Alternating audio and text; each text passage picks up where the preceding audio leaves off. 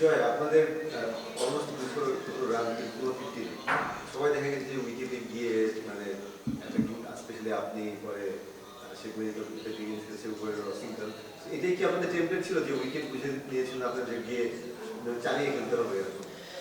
না আসলে আমি যখন ব্যাটিংয়ে যাই তখন আমার কাছে মনে হয়েছিল যে খুব ভালো উইকেট মারলে হয়তো বা লাগবে, সো আমি ট্রাই করছি যে খারাপ বল পেলে আর কি শর্টসগুলো খেলার হয়ে গেছে আর কি।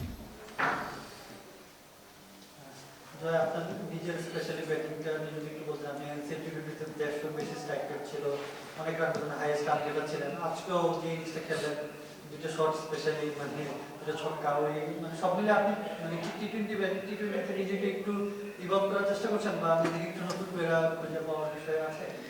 চেষ্টা তো থাকবেই, অ্যাজ এ প্রফেশনাল ক্রিকেটার হিসেবে চেষ্টা তো থাকবেই আমি সব জায়গায় খেলার। সো এখন বিপিএল হচ্ছে, বিপিএলে চেষ্টা করতেছি যে ভালো করার। অ্যাটাকিং ক্রিকেটটা নিয়ে কি স্পেশালি কাজ করেন না যখন প্র্যাকটিসে বা? না তেমন কোনো স্পেসিফিক তো কাজ করা হয় মাঝে মধ্যে, বাট ওই এনসিএল টি-20তে খুব ভালো গেছে, ওই ফ্লোটা আমি চেষ্টা করেছি ধরে রাখার। ওকে, থ্যাংক ইউ।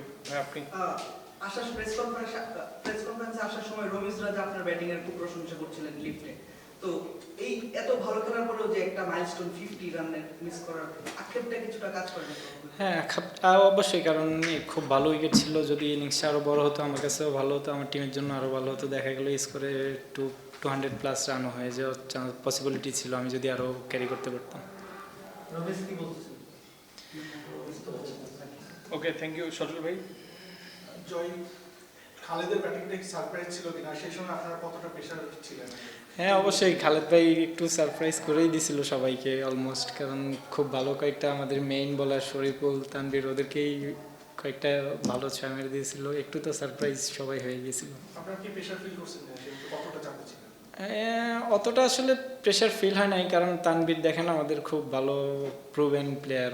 উনি লাস্ট কয়েক বছর ধরে বিপিএল একদম ভালো বলো টপ পারফরমেন্সের মধ্যে করছে। আমাদের বিশ্বাস ছিল যে উনি ডিপেন্ড করে ফেলবে, কারণ 26 রান অনেক। ওকে ভাইয়া। আপনি এবং দীপু টেস্ট সেটআপের একজন অংশ ছিলেন। দীপুকে নোয়াখালী খেলাচ্ছে না, চট্টগ্রামের মালিকানা বদল হয়েছে। যদি মালিকানা বদল হতো, আপনার মনেও কি এই জিনিসটা থাকতো যে আমাকেও সব ম্যাচ নাও খেলাতে পারে? না, আমার মনে তেমন কিছু ছিল না, কারণ আমি লাস্ট এনসিএল টি-20তে ভালো খেলছি। সো আমি বলবো যে আমার কনফিডেন্ট ছিলাম যে যেখানেই খেলি, যেই ম্যানেজমেন্টেই থাকুক, আমি ম্যাচ খেলবো, ভালো করার চেষ্টা করবো। খেলতে পেরে একটু সুবিধা হলো?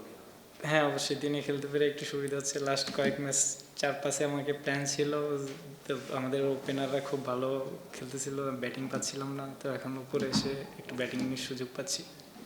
ওকে, লাস্ট কোশ্চেন। জয়, যেটা বলা হচ্ছিল আর কি, মানে টুর্নামেন্টের আগে আপনাদের দলটা বেশ সেরকম ছিল, ফার্স্ট ম্যাচ মাত্র 2 জন বিদেশি নিয়ে নামছিলেন, এখন আপনারা আবার মানে আজকে টপে উঠলেন পয়েন্ট টেবিলে। মানে আপনাদের এইটার রহস্যটা কি? মানে আপনারা প্লেয়াররা কি ধরনের আলাপ করেন যে আপনারা কি ভাবছিলেন যে এই হাফ স্টেজে আসে টুর্নামেন্টে আপনারা টপ মানে পয়েন্ট টেবিল টপে?